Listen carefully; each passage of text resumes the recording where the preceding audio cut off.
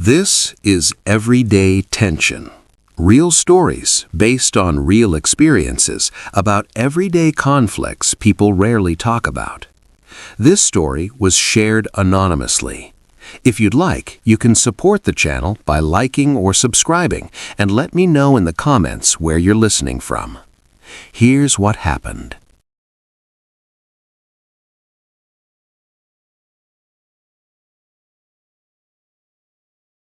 I don't remember what I was doing when my sister called. Probably unloading the dishwasher. My hands were wet. I saw her name on the screen and I answered, wedging the phone between my shoulder and ear, still putting plates away. She didn't say hello. She just said, "Guess what?" in that sing-song voice she uses, the one that means she's about to tell me something she thinks is wonderful. I said, "What?" "I'm pregnant," she said.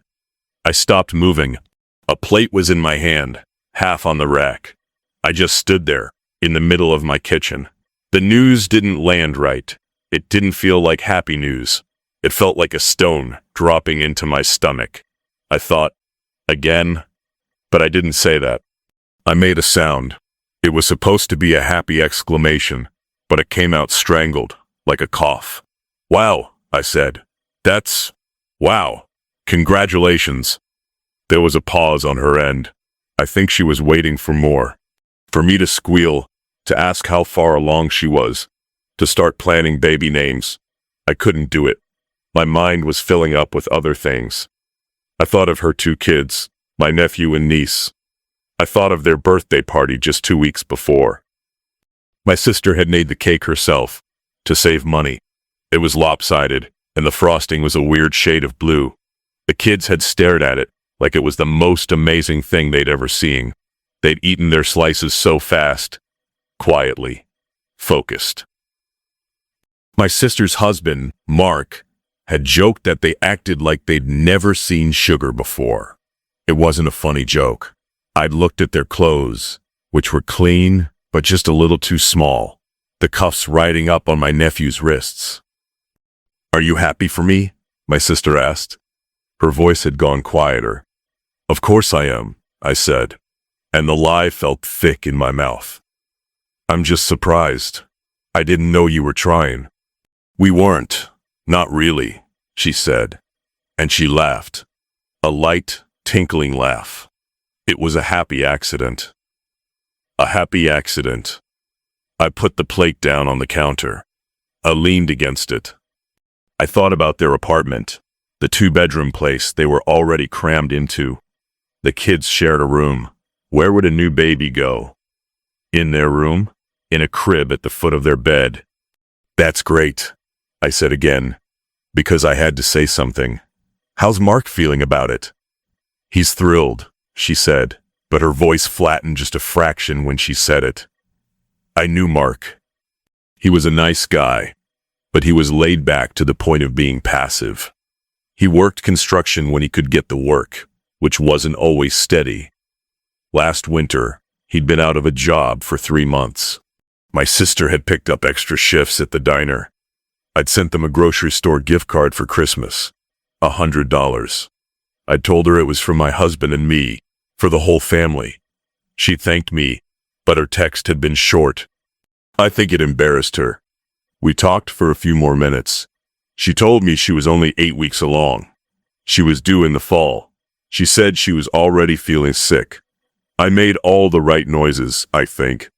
I asked about her morning sickness. I told her to take it easy. When I hung up, I stood in my quiet, clean kitchen for a long time. The lunch dishes from my own 2 kids were in the sink. I looked at the stack of mail on the counter, the bills I needed to pay.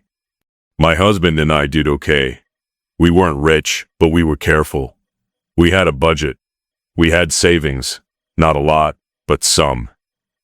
The thought of having another baby right now would terrify me. It would be a spreadsheet problem with no good solution. I didn't tell my husband until that night, after the kids were in bed. We were watching TV, something I wasn't really following. "Sarah's pregnant," I said. He muted the TV. He looked at me. "Really?" "Yeah. That's big news." Yeah, he waited. He knows my family. He knows how I worry about Sarah. How do you feel about it? He asked. I don't know, I said. And then the truth just spilled out. I'm worried. I don't think they can afford it. I don't think they can afford the two they have. He nodded slowly. He's more diplomatic than I am. It's their life, he said. They'll make it work. How? I asked, and my voice was sharper than I meant it to be. How do they make it work? Mark's job is shaky. Sarah's hours at the diner get cut whenever business is slow. They're barely making rent. Another baby means more diapers, more formula, more everything. It's not a goldfish. I know, he said. But it's not really your problem to solve. He was right. Of course he was right. But it felt like my problem. Sarah is my little sister. Our mom died 5 years ago. Our dad lives across the country, and he's not really involved. It's always felt like it was my job to look out for her. Not in a big, official way, just in the background. To notice things. To be the one who worries. I didn't call her back for a few days. I didn't know what to say. I'd already given my stiff congratulations. Every time I thought about calling, I just saw that lopsided blue cake and the kids' serious faces as they ate it. I felt a heavy kind of dread. Finally, I texted her. How are you feeling? Any cravings? She replied an hour later. So sick. All I want is orange juice, but it tastes like metal. So unfair. I sent back a smiley face. It felt inadequate.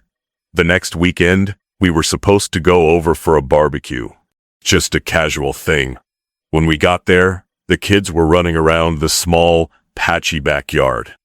Sarah was at the grill, poking at burgers. She looked tired.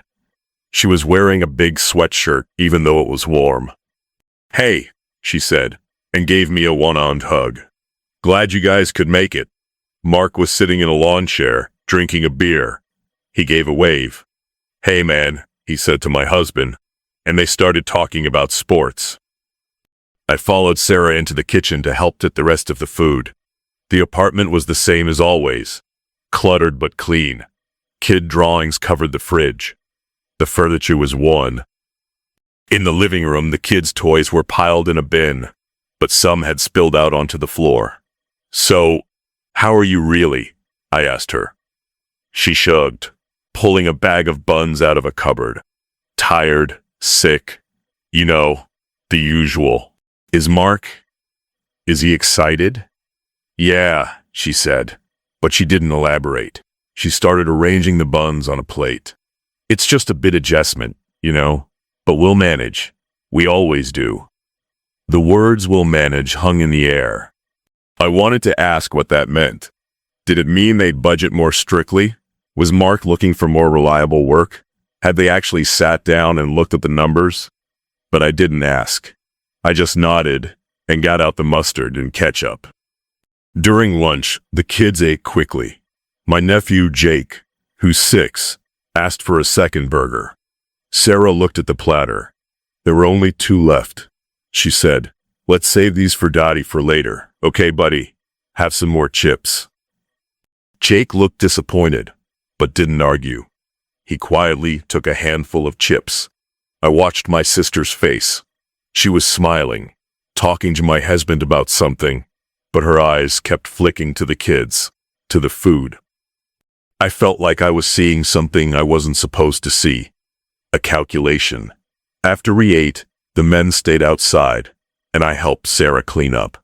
The kids were in the living room, watching a movie. We were at the sink, her washing, me drying. "Can I ask you something?" I said. I hadn't planned to. The words just came out. "Sure," she said, not looking up from the soapy water. I took a breath. "I guess I'm just wondering, have you guys thought about the practical side of all this? With the new baby?" She stopped washing. She put the plate back in the water. "What do you mean?" "I just mean, it's expensive. Kids are expensive, and you guys had been kind of tight lately. I just wondered if you talked about how you'll handle it." She was quiet for a long time. The only sound was the TV from the other room. When she spoke, her voice was low and tight. Why do you always do this? Do what? This. Judge us. Assume we're a charity case. I'm not judging, I said, but even I could hear the defensiveness in my voice. I'm worried. I'm your sister. I'm allowed to worry about you. Worry is one thing, she said. She picked up a glass and scrubbed at it hard. This feels like something else. You didn't even say you were happy for me. Your first question is about money. I am happy for you, I said, but it sounded weak. I want to make sure you're okay. All of you. We're fine, she said. The word was final. We're happy. The kids are happy. That's what matters, isn't it? It's not all about spreadsheets and bank accounts. It kinda is, when you're feeding people, I said.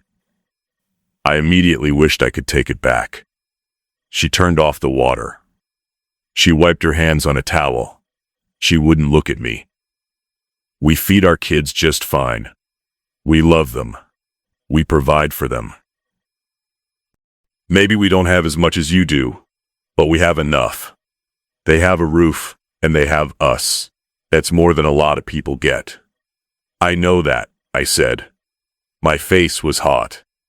I'm not saying you're bad parents. God, Sarah, that's not what I'm saying at all. I just asked a question.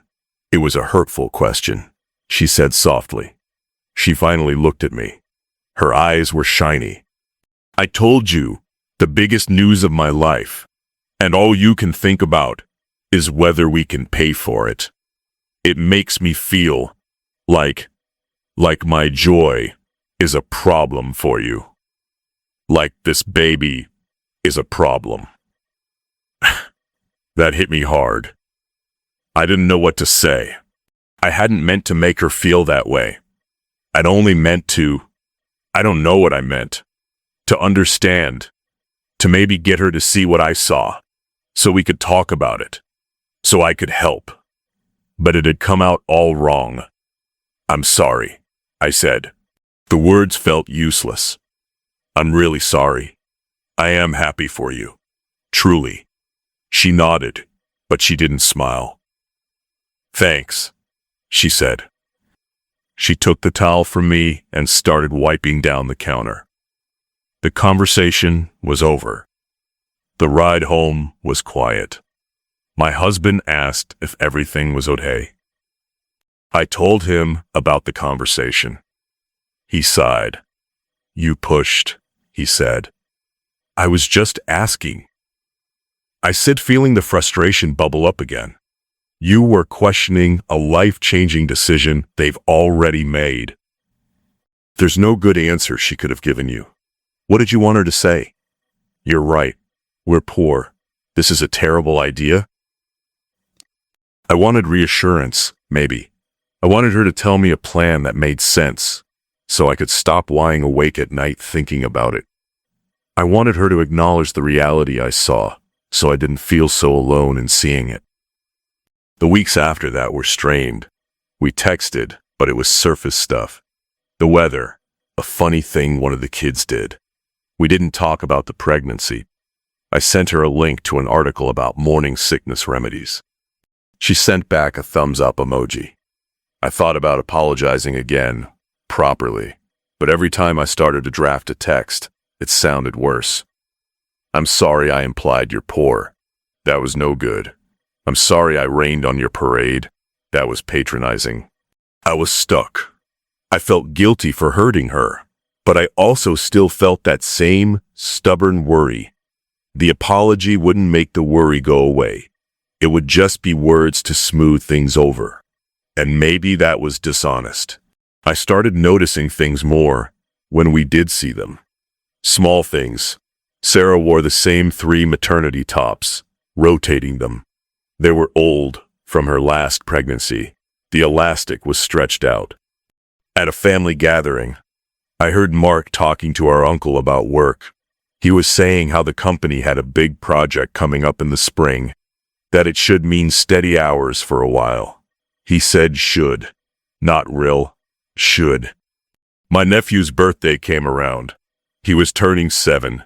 Sarah asked if we could just do a small thing at the park, a couple of friends, some cupcakes. She said she was too tired to host at the apartment. I offered to host it at our house. She hesitated, then said, okay. I went overboard. I know I did. I ordered a cake from a real bakery. I got goodie bags. I decorated. I told myself it was for Jake, but part of it was for me, to prove something. To show Sarah that this is what you could do if you had a little more breathing room. It was a stupid, competitive thought, and I was ashamed of it even as I was blowing up balloons. The party was fine. The kids ran around. Jake loved the cake. He kept saying, "This is the best cake ever." Sarah smiled and thanked me, but it was a careful smile. When it was time to open presents, Jake got clothes from us, a new jacket that was a size too big, so he could grow into it. He got a few small toys from his friends. His big gift from his parents was a used video game system, one of the old ones. Mark had found it at a flea market and fixed it up. Jake was over the moon. He hugged them both. Sarah looked at me over his head. Her expression was hard to read, proud and also defiant. After everyone left, Sarah helped he clean up. We were alone in the kitchen, throwing away paper plates. "The cake was amazing," she said. "Thank you for doing all this." "It was nothing," I said. "I was happy to." She was quiet for a minute. Then she said, "You know, we're getting by. We're not destitute. Mark's got that project lined up. I'm going to go back to work as soon as I can after the baby comes. My manager said she'd hold my spot." I nodded. "That's good. I'm glad. The kids don't need a fancy cake to be happy," she said. It wasn't mean, just a statement. "I know," I said. And I did know. That wasn't the point. The point was the constant getting by, the lined-up work, the holding a spot. It all felt so precarious. One bad break, and the whole delicate balance would tip over. But I didn't say that. I just kept cleaning. The pregnancy progressed. Sarah started showing. We fell into a kind of truce. We didn't talk about money or the future. We talked about baby names. She was thinking of Henry, if it was a boy, Clara, if it was a girl. And I bought a few onesies at a sale and gave them to her. She seemed to genuinely appreciate them. One afternoon, she came over to my place because she said she needed to get out of the apartment. The kids were with Mark's mom. She looked huge and uncomfortable. She sat on my couch with a sigh. "I'm so tired," she said. "I forgot how hard this part is." We talked for a while about nothing important. Then, out of nowhere, she said, "Sometimes I get scared." My heart jumped. "About what?" "About everything," she said, looking at her hands on her stomach. "About the birth. About having 3 kids. About making it all work. It's a lot." This was my opening. She was saying it. I could have been gentle. I could have said, "It is a lot, but you're strong. You'll figure it out." I could have just listened, but that old worry, that need to fix it, rose up in me again. "Have you and Mark talked about a budget?" I asked. "For after the baby comes?" "I could help you look at it, if you want. I'm good with numbers." Her face closed off. The vulnerability was gone, replaced by that familiar, weary defensiveness. "Here we go again," she said. "I'm just offering to help." "You're offering to fix what you think is broken," she said. She struggled to get up from the couch. "Nothing is broken. We're just having a baby. People do it every day with less than we have." "I know they do," I said, standing up too. "But it's a struggle. Why choose the struggle if you don't have to?" She stopped and looked at me. Her eyes were full of a sadness that felt worse than anger. "You don't get it," she said quietly. "You see a struggle. I see a family. This baby isn't a line item on a budget. It's a person we already love. We'll find a way, because we have to, because we want to. That's the part you never understand." Oh! She left soon after that. We said goodbye politely. It was civil, but it felt like we were speaking different languages. She spoke the language of love and faith. I spoke the language of cost and consequence. Neither of us could hear the other. The baby came in October, a little boy. Henry. I was at the hospital. I held him. He was perfect, tiny and wrinkled and sweet. Sarah looked exhausted and radiant. Mark was beaming. They looked like a perfect, happy family in that hospital room. All my worries seemed crass and out of place in the face of that. I pushed them down. I took pictures. I told her he was beautiful. In the following months, the reality set in. Sarah couldn't go back to work as soon as she'd hoped. Henry had colic. He cried constantly. She was a zombie from lack of sleep. Mark's big project got delayed by permit issues. He was back to sporadic work. The calls for help started. They were small at first. Could I pick up Jake from school one day because Sarah was exhausted and Henry was screaming? Could I pick up some diapers when I was at the store? Of course I could. I did. I bought more than just diapers. I'd get a gallon of milk, some bread, some fruit. I'd drop it off and say, I had a coupon, or it was on sale. Then, a week before Christmas, Sarah called me crying. She'd gotten a disconnection notice for the electricity. She thought she'd paid it, but she'd mixed up the due dates. It was a mistake, but the late fees had put it over what she had in the account until Mark got paid in 3 days. She asked if she could borrow $200. I didn't lend it to her. I just paid the bill online. I called the company and gave them my card number. I told her it was taken care of. She was silent on the phone. Then she started crying again. But it was a different kind of cry. Hiccuping, ashamed, sobs. I'm so sorry. She kept saying, I'll pay you back. I'm so sorry. Don't worry about it, I said. My throat was tight. It's okay. It happens to everyone. But it didn't happen to everyone. It didn't happen to me. I hung up, and I felt terrible. I felt terrible that she was in that position. I felt terrible that my helping her made her feel so small. And a nasty, secret part of me felt terrible that I had been right. This was what I had seen coming. This was the getting by falling apart. She paid me back in January, in small increments.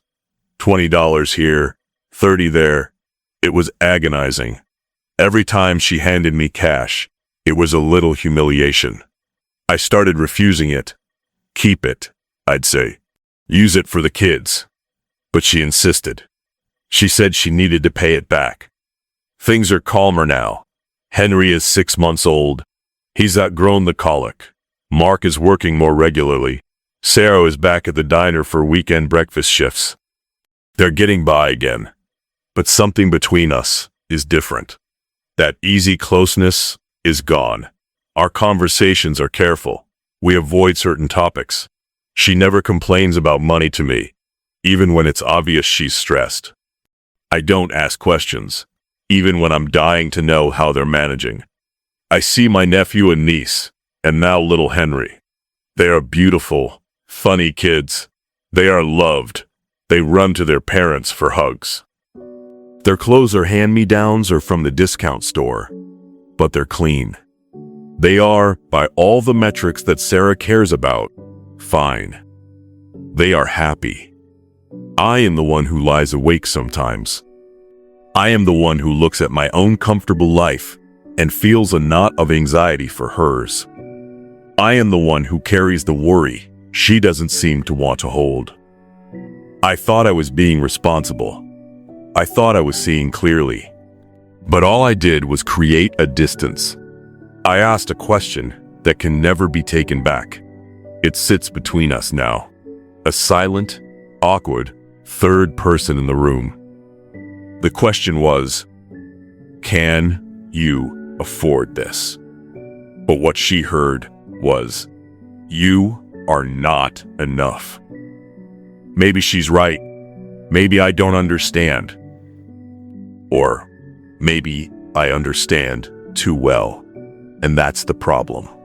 All I know is that my sister has 3 kids she loves and a life that feels fragile to me. And I have a sister I love and a relationship that now has a crack running right down the middle of it. We talk, we see each other, we say I love you, but the crack is there. I don't know how to fix it. I don't even know if it can be fixed, or if this is just what it is now. We move forward, carefully, around the thing we never say.